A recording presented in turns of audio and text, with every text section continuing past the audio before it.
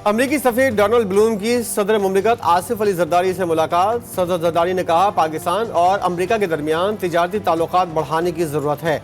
अमरीकी कारोबारी इदारों को पाकिस्तान में सरमायाकारी करनी चाहिए।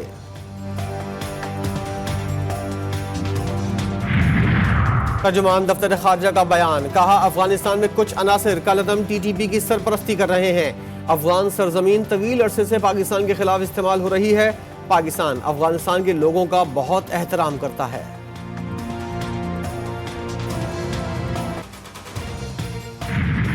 आपकी वजह से सुना है MQM के अंदर इख्तिलाफात पैदा हुए कि आपकी जो तजवीज़ और तायद कुनंदा MQM ने सुबह सुबह मैं तो सिगरेट पी भी नहीं है, कॉफ़ी भी नहीं पी हुई है, रोज़ा है।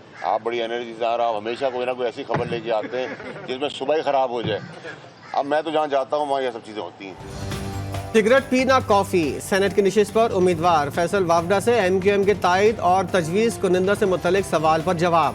बोले आज़ाद का सीजन चल रहा है, MQM ज्वाइन कर रहा हूँ ना पीपल्स पार्टी।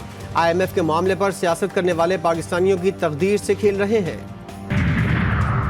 फैसल वावडा के मामले पर MQM में इख्तिलाफ की खबरें गलत। रऊफ सिद्दीकी कहते हैं पार्टी फैसला करेगी इलेक्शन कौन लड़ेगा। फैसल वावडा इनकलाबी हैं, उन्हें पहले भी कहा था हमें ज्वाइन कर लें। फैसल वावडा का आज़ाद हैसियत में उम्मीदवार होना सियासी मसलहत है।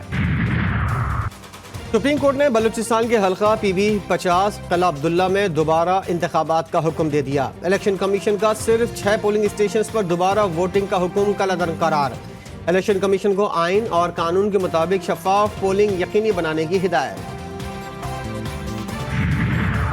मुंतखब अरकान को इंतखाबी अखराजात जमा कराने की हिदायत। इलेक्शन कमीशन का कहना है 30 दिन में तफसीलात रिटर्निंग अफसरान के पास जमा कराई जाएं। PP-32 गुजरात के RO को कैसरा इलाही समेत 4 उम्मीदवारों के कागजात वसूल करने का हुक्म। ज़िमनी इंतखाबात से मुतल्लिक परवेज इलाही की अहलिया की दरख्वास्त पर इलेक्शन कमीशन ने फैसला जारी कर दिया। मनी लॉन्ड्रिंग केस में जमानत मंजूरी के खिलाफ FIA की दरख्वास्त। लाहौर हाई कोर्ट ने मोनिस इलाही की अहलिया के नाकाबिल जमानत वारंट गिरफ्तारी जारी कर दी है।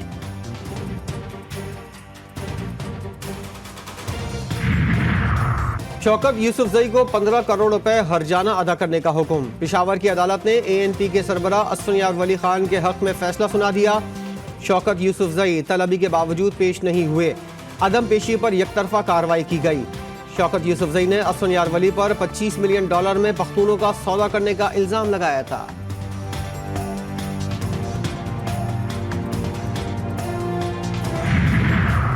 पंजाब का 4,480.7 अरब रुपए के बजट की मंजूरी।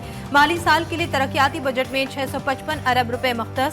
सेहत के लिए 437.6, तालीम के लिए 596 अरब, तामीरात 382 अरब और लोकल गवर्नमेंट के लिए 127.7 अरब रुपए मुख्तस किए गए हैं।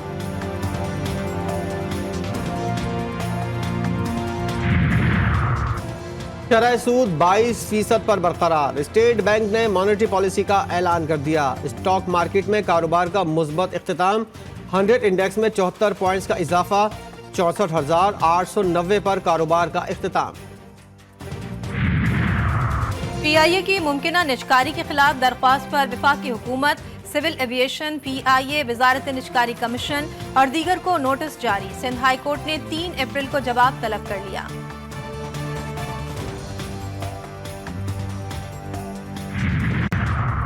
लाहौर में अंडरग्राउंड ट्रेन प्रोजेक्ट का प्लान तलब। पंजाब के 3 शहरों में मेट्रो बस मंसूबे का उसूली फैसला। वज़ीर आला पंजाब मरियम नवाज और नून लीग के कायद नवाज शरीफ की ज़ेर सदारत ट्रांसपोर्ट सेक्टर के प्रोजेक्ट का जायजा इजलास। नवाज शरीफ ने हिदायत की कि तलबा के लिए बाइक की तादाद मजीद बढ़ाई जाए और माना किस्त कम अज़ कम रखी जाए। मरियम नवाज ने बसों का किराया कम से कम रखने की हिदायत कर दी।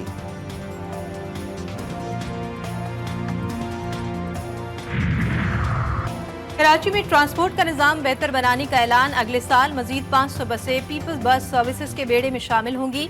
शर्जील मेमन की गुफ्तगू। बोले आज से सिंध भर में मंशियात फरोशों के खिलाफ क्रैकडाउन करने जा रहे हैं। ड्रग डीलर्स और ड्रग पेडलर्स के खिलाफ फौरी एक्शन लिया जाएगा।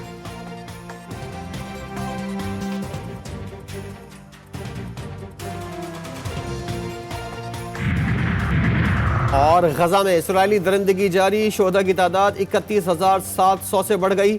जंगबंदी के मुज़ाकरात का ताहाल कोई नतीजा नहीं निकला। अल-शिफा अस्पताल पर इसराइली हमले में फ़लस्तीनी पुलिस कमांडर ब्रिगेडियर जनरल फाइक भी शहीद।